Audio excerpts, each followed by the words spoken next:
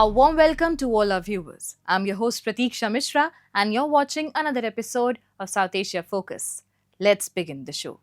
India and Myanmar share centuries old civilizational ties and a strategically important partnership that connects South Asia with Southeast Asia.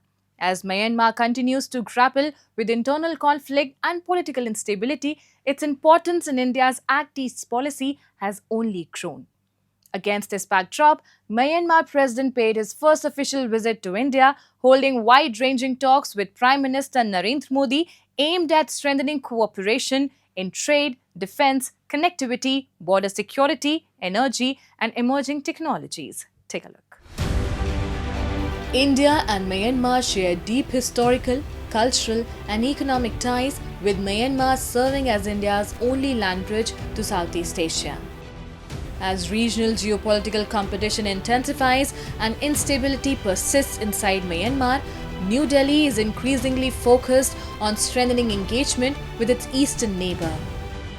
Against this backdrop, Myanmar President U Min Aung paid his first official visit to India, where he held extensive discussions with Prime Minister Narendra Modi. During the talks, the Myanmar leader assured India that his country's territory would not be allowed to threaten Indian security interests. The two sides reviewed cooperation across trade, defense, border management, connectivity, energy, healthcare, education, and emerging technologies while reaffirming their commitment to closer strategic coordination. The Prime Minister and the President of Myanmar held detailed talks on the entire gamut of bilateral issues, which covered our trade and economic ties, our defense and security related issues, border management, development assistance, cultural exchanges, as well as the regional situation. And both sides expressed an interest in forging closer cooperation, particularly in the areas of trade and investment, in development cooperation, in health, in education, energy, and in areas related to advanced technology, for instance, artificial intelligence and the space sector. Ahead of the high-level talks, External Affairs Minister S. Jaishankar met Myanmar President U Min Aung to review key pillars of the bilateral partnership, including trade, connectivity, and regional cooperation. For New Delhi, engagement with Myanmar extends well beyond diplomacy. As the gateway linking India to Southeast Asia, Myanmar occupies a central place in India's Act East policy and broader Indo-Pacific strategy. Consequently, developments inside the country have direct implications for India's economic, security, and strategic interests. India has been actively encouraging dialogue among Myanmar's military leadership and various ethnic groups amid concerns that prolonged instability could threaten regional security and delay critical connectivity projects. Among the most ambitious of these initiatives is the India-Myanmar-Thailand Trilateral Highway, a landmark project designed to connect India with ASEAN markets and strengthen regional trade and integration. For India, therefore, peace and stability in Myanmar remain essential not only for protecting strategic investments but also for advancing its long-term vision of deeper engagement with Southeast Asia. Myanmar has a very significant position in India's Act East foreign policy, which looks at India's relationships with ASEAN. And Myanmar is a very important bridge country because Myanmar is a member of ASEAN. And so they are a very significant link in the connectivity prospects between India and ASEAN. And there were projects, for example, the India-Myanmar-Thailand Trilateral Highway, which is not only connects these three countries, India, Myanmar, and Thailand, but also can go beyond right up to Vietnam and in the south through Malaysia and go to Singapore and then to Indonesia and so on. So these are very important aspects that we look at. The discussions in New Delhi underscore the growing strategic importance of Myanmar in India's regional calculus. Beyond bilateral cooperation, New Delhi views a stable and prosperous Myanmar as critical to securing its northeastern frontier, expanding trade connectivity, and strengthening engagement with ASEAN and the wider Indo-Pacific. From energy security to strategic diversification, India is strengthening engagement with resource-rich nations across the globe. One such partner is Venezuela, home to the world's largest proven oil reserves. As global supply chains face uncertainty and crude markets remain volatile, Venezuelan interim president's visit to India has brought bilateral ties back into focus. A report. India and Venezuela have shared strong diplomatic ties since 1959, with energy cooperation remaining at the heart of their relationship. Amid shifting global energy dynamics, Venezuelan acting president Delcy Rodriguez arrived in India on a 5-day visit aimed at deepening bilateral engagement. She held talks with Prime Minister Narendra Modi and External Affairs Minister Dr. S. Jaishankar, with discussions focusing on energy, trade, investment, healthcare, and renewable energy. The visit comes at a crucial time as India looks to diversify its crude oil supplies and strengthen energy security amid ongoing volatility in global markets. तो Venezuela Bharat को तेल offer करेगा, already कर रहा है, हम already खरीद रहे हैं वेनेजुएला का तेल, और वेनेजुएला का जो तेल है उसकी खरीद जो होती है वो अमेरिका के द्वारा या अमेरिका के थ्रू होती है. जो भी देश या प्राइवेट कंपनी वेनेजुएला का तेल इस समय ले रहा है वो पैसा वो जमा करता है अमेरिकी सरकार के एक ट्रेजरी अकाउंट में.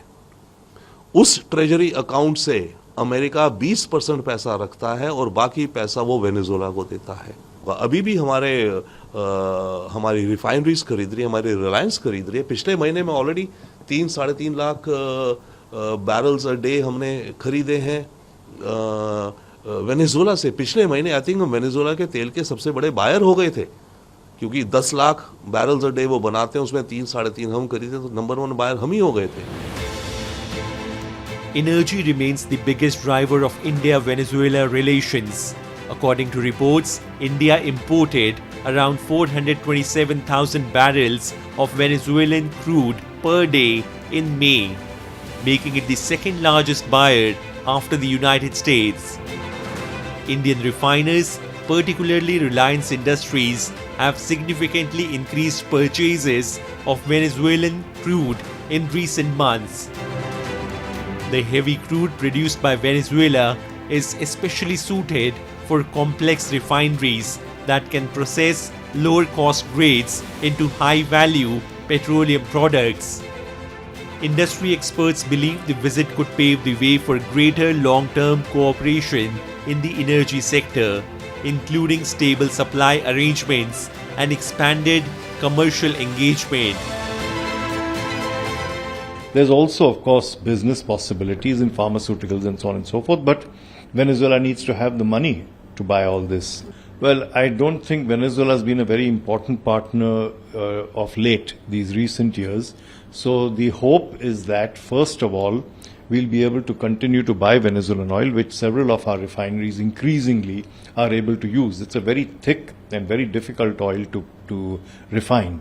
But there are companies, particularly Reliance, and the volumes have increased massively. We are buying, in May, I understand it was 427,000 barrels a day, the second largest source of oil. Beyond oil, both countries are exploring opportunities in pharmaceuticals, agriculture, technology, and infrastructure. For India, deeper engagement with Venezuela aligns with broader strategy of securing diverse energy sources while expanding its footprint across Latin America. Time now for Asia This Week, the stories from across the continent. Thailand's former Prime Minister Thaksin Shinawatra formally completed all his obligations related to a prison sentence when a royal pardon ended his 4-month probation early. Thaksin, who was released on parole last month after serving 8 months in prison, had just over 3 months remaining on his 1-year sentence, which was due to expire in September. Colombo streets filled on May 30 with crowds moving past illuminated pandals, decorated displays depicting scenes from the Buddha's life, as Buddhists across the island marked the Vesak. Vesak falls on the May full moon and Buddhists consider it a time for renewal. Across the country, millions observed Sil, a stricter form of Buddhist precepts, meditated and listened to sermons. Devotees arrived at dawn to offer flowers, light oil lamps and sit in quiet reflection. South Korean President Lee Jae-myung's ruling Democratic Party swept most major local races in election held on June 3, but suffered a symbolic setback as the opposition conservative incumbent Oh Si-hoon won another term as Seoul mayor. The Democratic Party won 12 of the 16 mayoral and provincial contests nationwide, while the Conservative People Power Party won 4, a result that gives Lee's party broad control of local governments a year into his presidency. Pakistan-occupied Jammu and Kashmir's Jhelum Valley is grappling with a growing healthcare crisis. Residents allege that inadequate medical infrastructure, shortage of treatment facilities, and a rising number of kidney disease cases are putting immense pressure on the region's healthcare system. The lack of sufficient dialysis services has forced many critically ill patients to travel long distances for treatment, adding to their financial and physical burden. Take a look. In the Jhelum Valley district of Pakistan-occupied Jammu and Kashmir, access to quality healthcare remains a significant challenge despite the presence of a district headquarters hospital and a basic health unit in Chinari. At the same time, cases of diabetes, hypertension, heart disease, and kidney-related illnesses are reported on the rise, placing additional pressure on the already strained healthcare system. हमारे यहाँ पास district headquarter है और basic health unit भी है चिनारी में, जहाँ पे सेहत की सहूलियात वो ना होने के मुतरादिफ हैं। अगर कोई मरीज़ खुदा न खास्ता कोई हादसा हो जाता है तो कोई मरीज़ हादसे का शिकार होता है, जब वो डिस्ट्रिक्ट हेडक्वार्टर हॉस्पिटल पहुँचता है तो वहाँ से उसको रेफ़र कर दिया जाता है। वहाँ पे उसकी ट्रीटमेंट का कोई बेहतर इलाज मौजूद नहीं है और साथ ही साथ में दिन ब दिन जो बीमारियाँ हैं मुख्तलिफ़ किस्म की वो बढ़ती जा रही हैं, जैसा कि शुगर, ब्लड प्रेशर और शुगर और ब्लड प्रेशर की वजह से जो दिल के मसाइल हैं और जो बिलखुसूस इस वक्त पे जो तेज़ी से फैल रहा है गुर्दों का मसला, तकरीबन बहुत बड़ी तादाद में लोग जो है गुर्दों के मसाइल के शिकार हो रहे हैं। जबकि पानी भी आज़ाद कश्मीर में अल्हम्दुलिल्लाह साफ़ सुथरा पानी है, क्योंकि ज़्यादातर चश्मों से आता है पानी, और फिर भी उसके बावजूद ग़िज़ा में कोई ऐसा मसला है या फिर जो लोग दवाइयाँ इस्तेमाल कर रहे हैं शुगर की, ब्लड प्रेशर की, उनमें कोई ऐसा मसला है जिसकी वजह से जो गुर्दों के मसाइल हैं वो दिन ब दिन उनमें इजाफा होता जा रहा है और साथ ही साथ जो दिल के मसाइल हैं उनकी भी जो है शरह वो पहले से बहुत ज़्यादा बढ़ चुकी है। The shortage of operational dialysis facilities has become a serious concern for patients and their families. अभी डिस्ट्रिक्ट हेडक्वार्टर अस्पताल है तो यहाँ पे किसी बंदे ने गुर्दों की जो डायलिसिस की जो मशीनें हैं और वो डोनेट की, जिनकी तादाद 6 है और 3 मशीनें जो हैं वो अभी लगी हुई हैं, जबकि मरीज़ जो हैं वो 6 मशीनों के भी नहीं बल्कि 8 मशीनों के हैं, जिनको ये लोग यहाँ से मुजफ्फराबाद रेफ़र इसलिए कर रहे हैं कि 3 मशीनें इन्होंने लगाई हुई हैं और 3 मशीनें अभी वो स्टोर में पड़ी हुई हैं, उनके लगाने की इनके पास जगह नहीं है। अस्पताल इंतज़ामिया जो है वो जो डायलिसिस सेंटर है उसको बड़ा नहीं कर पा रही। ये सब जो है हुकूमत के जो सेहत के हवाले से बिल्कुल तरजीही बुनियादों पर ना होना ज़ाहिर करता है, क्योंकि डायलिसिस का जो मरीज़ है वो एक नाजुक मराइल में होता है और उसको फिर यहाँ से मुजफ्फराबाद, जो कि यहाँ से चिनारी से 45 किलोमीटर दूर है, वहाँ पे रेफ़र करना और उसका रोज़ बरोज़ आना जाना उसके लिए शदीद माली और जिस्मानी तौर पर एक अज़ियत का वो शिकार होता है। Without urgent intervention, improved infrastructure and greater investment in medical care, the region's healthcare crisis could deepen further, leaving vulnerable patients to bear the consequences.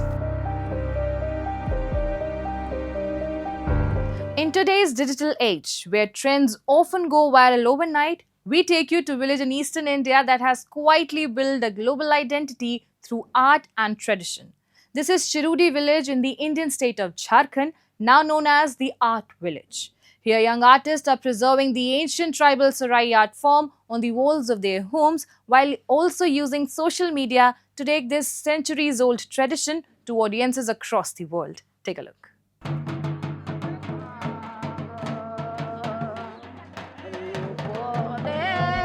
From natural colors and mud-based paintings to trending wearable art on clothing, this is the story of how India's younger generation is reconnecting with its roots while creating a modern identity. Around 70 kilometers from Ranchi, the capital of Jharkhand, lies Chirudi village, now widely known as Kalagram or the Art Village.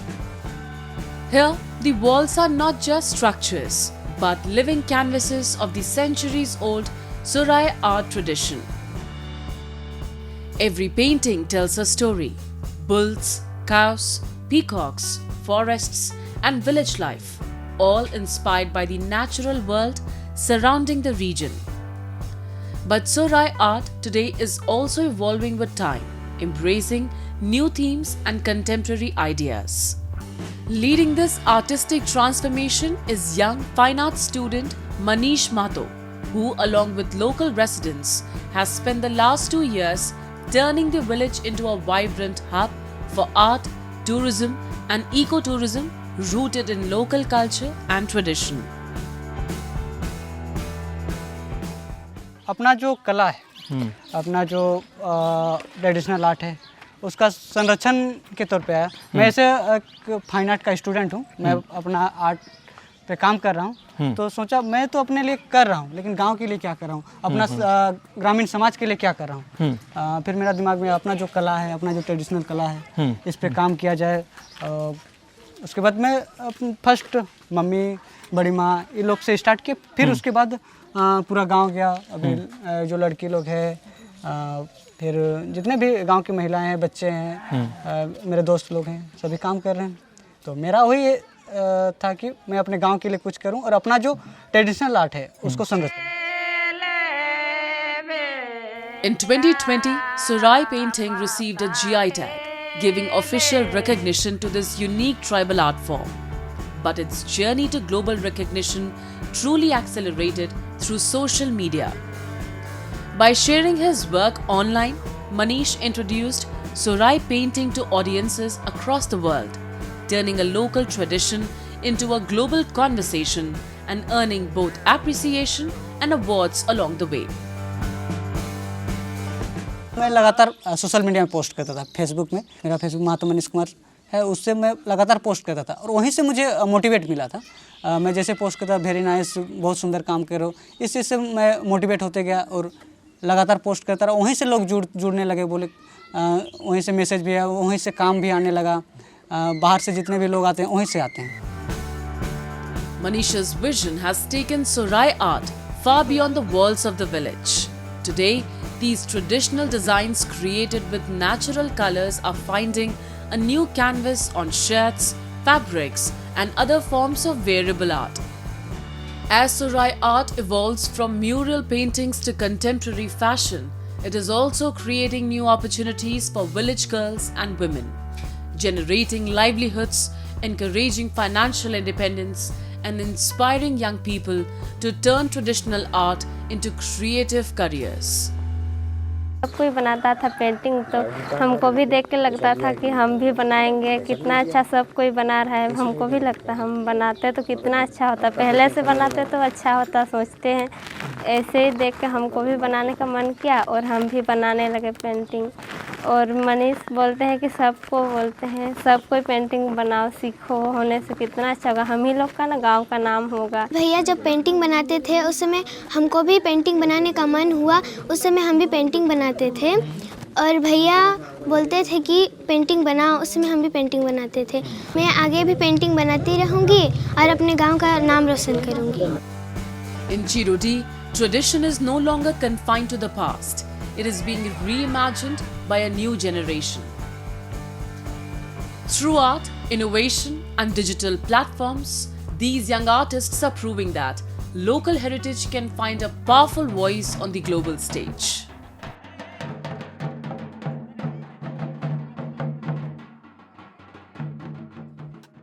From village walls to global audiences, Sorai art lives on. And with that, we come to the end of this week's episode. See you next week. Till then, goodbye and take care.